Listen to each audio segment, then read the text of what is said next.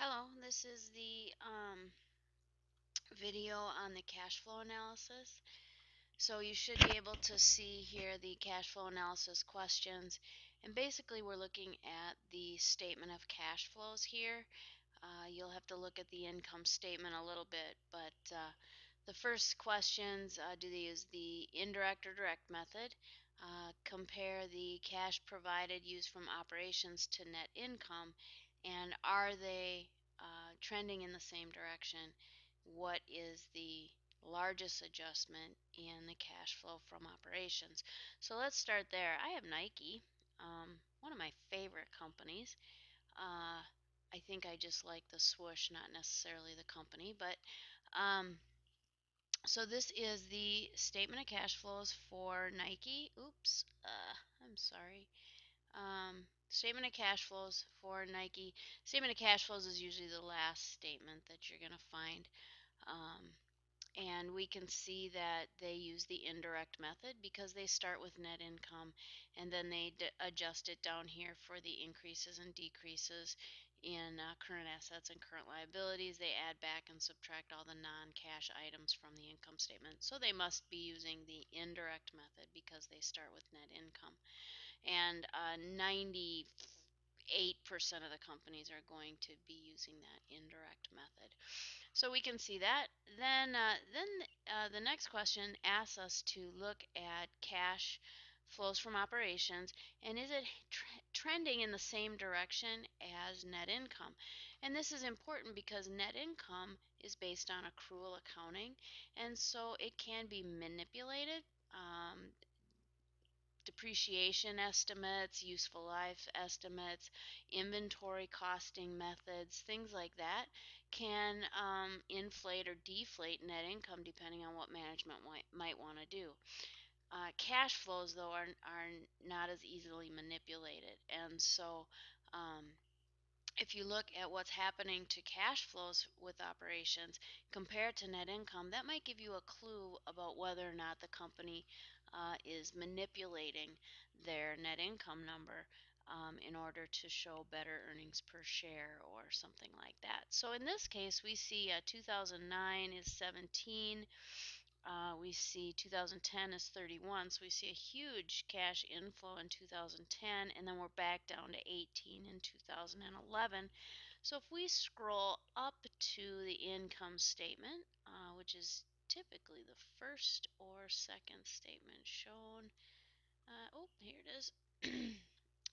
We can see net income is steadily increasing. Okay, now that seems odd because remember we had 17 here for cash flows from operations, then we went up to 21 or 31 here in 2010, and then back down again. So no, for Nike Corporation's cash flows are not trending in the same direction. Okay, and so we might want to look further at some of their estimates and things like that in the notes just to see what's happening, why there is that discrepancy. It's fun to graph that too if you can get over 6 years. You know, if you got the annual report for 2008 for Nike, now you would have 6 years of data, and so you could really graph those two things against each other and see what's happening. Anyway, so we go back to the statement of cash flows. It says what is the biggest area or the biggest adjustment. We'll just look at 2011, and we have a positive depreciation, so that is added back. That's a pretty big adjustment. And the biggest adjustment, though, is the decrease in inventories. So they're starting to sell off their inventories and reduce their inventories, which really can be a good management way to conserve cash. All right, so let's go back then here to the analysis paper. We did 1 and 2. Number 3, it says what was the largest inflow and outflow for investing, and did it use or provide cash? And number 4, did the financing activities provide or use cash? And then stock repurchase and dividend trends. So, and then number 5 we can look at as well. Um, is the cash provided by operations cover the investing and financing activities? So let's go back to Nike, and that is the cash flows from operations. The second part would be operating or investing activities, and it looks like cash was used for investing activities in all 3 years, and the largest outflow was purchase of short-term investments. Largest inflow was maturities of short-term investments. So the dealing in short-term investments was the biggest adjustments, both use of cash and inflow of cash. Uh, and then we can go down here to financing activities, and remember that is transactions with owners and banks. So stocks, bonds, things like that.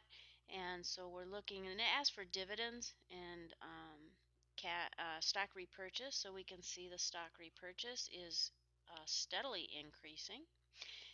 And you might want to look at the notes to find out why. And then the dividends look like they're increasing, but not by a ton.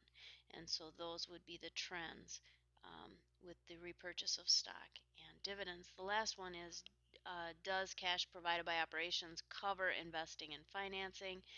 And it looks like cash used by financing is 19. Um, Cash used by investing is 1,000, and cash for operations is 18. So it covers the investing activities, but it does not cover the financing activities, the cash flows. So this is really an interesting statement to kind of dig into, and Nike has a really clear statement for you to analyze. So that's all that's being asked for here. You could perhaps give me information about the inflows and outflows under financing activities and things like that. Please don't copy and paste the cash flow statement into your paper at all or sections of it. Just pick out that information that I'm looking for. And then it says, let's see, cash flow analysis. What is the cash conversion cycle for your company in each of the years presented? So for Nike, you would have to do it for 3 years and then interpret that cycle. So you'll find that information on page 580 and 581. And basically what you're comparing is how long is the cash tied up. So if we sell things on account, that's accounts receivable. How long is that cash sitting in accounts receivable compared to how quickly we're turning inventory and paying for that inventory. So we need to maximize cash. Costco, I think, they can buy inventory and don't have to pay for it until they have sold and collected from their customers, and even then it's another 30 days, I think. So I think that's in your chapter even. So they have an amazing cash conversion cycle in that they've got the customer's cash for almost a month before they even have to pay for their inventory.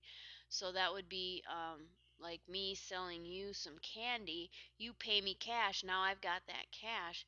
Well, I've had to buy the candy, but I bought it on account, and I don't have to pay for it for a month. So now I've got your cash for a month. I can invest it. I can pay employees. I can buy stocks or bonds. I can buy more inventory, things like that. So that cash flow is very important to a company. And so that's what the cash conversion cycle is looking for. So that's that. Cash flow analysis on your company. Have fun with that.